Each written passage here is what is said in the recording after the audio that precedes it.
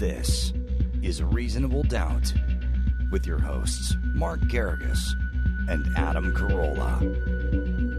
Got some breaking news hot off the griddle. Now, we didn't address it in the Saturday show because it broke right after we taped the Saturday show, but Mark just got the Flynn pardon information, had a head full of thoughts, and decided to get the band back together for a quick update on that. So what do you think, Mark? Well, it's not unexpected. It's certainly, I think, heralds a series of pardons. I think he's going to pardon anyone and everyone on the way out the door. It's just a fascinating, I think, kind of final, I don't know what you would want to call it, a final chapter to General Flynn. I mean, this is somebody who was pled twice, was originally fired by the administration, pled twice in front of Judge Sullivan. Then there was all of the contretemps going on about the disclosure of exculpatory evidence. The fact that his lawyers, prior to Sidney Powell, had apparently agreed with the government, if you believe what Flynn reported, to not turn over to his the person who was going to be prosecuted and went to trial, was prosecuted, but then the judge threw it out. The fact that his son was part of the deal, so that everybody can talk about, well, he pled twice. But remember, there is independent evidence from his lawyers in the notes that part of the off-the-record agreement with the U.S. attorney in the case was that they were not going to prosecute his son. That's an awful lot of motivation to have anyone stand up and plead guilty in front of a federal judge, even though it's under penalty of perjury. You have all of the up and down in the circuit with Judge Sullivan and the in-bank reversing the 2-1. And Trump gets the last laugh here, frankly. And I think he's going to do this quite a bit in the days to come. I think you're going to see quite a few pardons be issued. I think you're going to see his family members get pardoned. He's going to get a pardon. But as we discussed at the Palm Beach show, the existential threat to Trump is going to be he can't pardon his way out of the New York State cases. So if you had a client and that client needed a pardon from Trump, you would actually be rooting for Biden in the election, right? Well, remember, I've had a client who has received a last-minute pardon. In fact, I think it was the last pardon that Bill Clinton issued was to my client, Susan McDougal, for a case I didn't represent her in. And so to some degree, it's interesting. We call this with judges when they're in their federal term, meaning they've announced they're going to retire and they no longer have to worry about standing election on the state side. But it goes for a politician as well. Politicians all of a sudden get an enormous amount of wind at their back and grow cojones when they don't have to worry about standing election when it comes to giving pardons and things like that. Right. So he's not going to really face the kind of scrutiny that he would face if he was hanging around for a second term. Sort of nothing to lose. It's that sort of last day of work, sort of tell the boss to kiss your ass kind of thing versus you've signed on for another 4 years at the company. That's a perfect way. That's why I love you, Adam. I don't know that I could have put it perfectly, but it is kind of tell the boss, fuck you. You can't fire me. I just won the lottery. I'm out of here. I'm unclear what Flynn was even accused of and how much of it was connected to Russiagate. Quite a bit. And ultimately, at the end of the day, I think you're going to see that most of the pardons all relate to the Mueller investigation. I mean, there's been a almost uniform kind of campaign to tell a different narrative about that.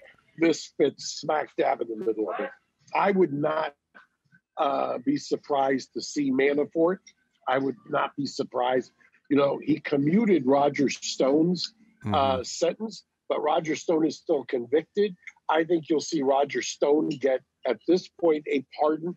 Part of why Roger Stone said he didn't want a pardon, he wanted a commutation, is he wanted to take his appeal up.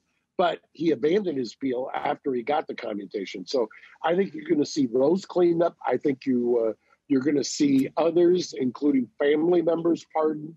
And I think the one test legally that we may see is if he tries to do some pardons that are more expansive, meaning maybe forward-looking than you would normally see or that have traditionally been given. Flynn is not incarcerated and would not be in danger of doing time minus the pardon, would he? Or would he? No, you can see Emmett Sullivan was not happy. Judge Sullivan was not happy with a lot of what went on there. I remember he's the one who recessed one of the sentencing hearings and said he was inclined to give substantial time and not go along with the government because arguably Flynn had betrayed his country. That's on the record. So, and he had taken under submission, Judge Sullivan had, after the in-bank court, meaning the full D.C. Circuit had reversed the 2-1 decision by the court.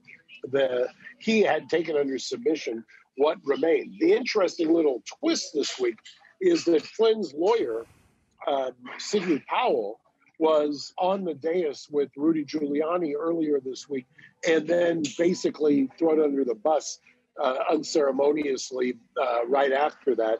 And she, to some degree, even after that press conference that was kind of roundly panned, gets the last laugh. She took over for as crazy as people have portrayed her press conference, and it did seem to be somewhat unhinged without any substance. Even somebody like Tucker Carlson was saying the same thing.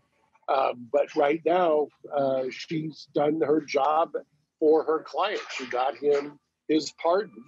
Who knows what transpired behind the scenes? I'm sure someday or sooner rather than later, we'll know what the backstory is. I don't think we know everything at this point.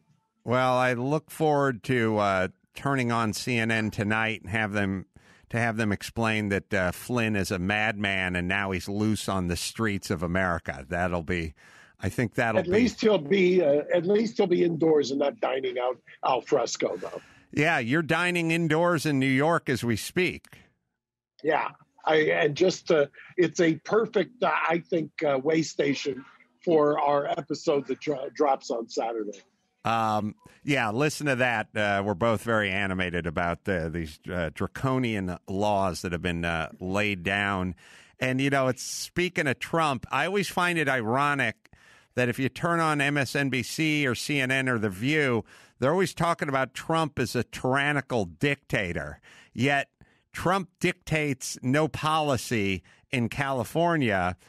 We do have a dictator. His name's Gavin Newsom. We also have Mayor Garcetti. And those are the guys who are acting like dictators. It's incredible to me that the biggest rub with Trump is he was constantly called a dictator. He wants to take over and crush you and control your life and all that kind of stuff. Gavin Newsom needs no help in crushing Californians. He can do it all by himself.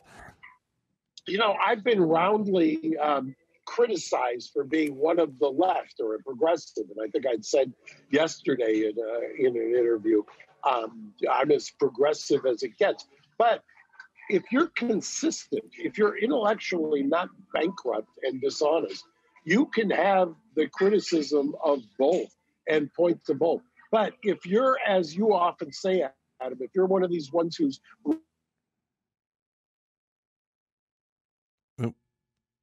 Mark just seized up. Yeah, what Mark is saying, I believe, is... Rooting for you're certainly not honest. You're rooting for your team. Yeah, you had a little breakup there. But what we're talking about on a final note is kind of what my friend Dennis Prager always talks about, which is you are liberal and I'm liberal, but you're not a leftist. And the reality is if you are liberal, you should be outraged by what the governor's doing in California. If you're truly a liberal, you should be outraged. If you're a leftist, then you'll enjoy your punishment and hope he takes it out on even more subjects. Mark, That's why I've said the last 35 years, I'll just end with this, the last 35 years has turned both political ideology and rationality on its head.